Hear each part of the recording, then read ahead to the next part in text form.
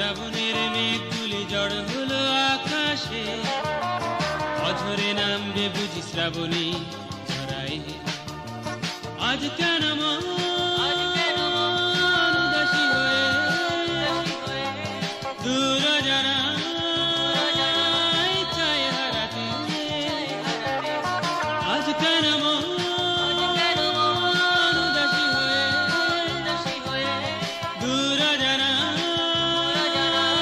চায় হারাতে। শ্রাবণের মেঘগুলি জড় হলো আকাশে, অঝরে নামবে বুঝি শ্রাবণী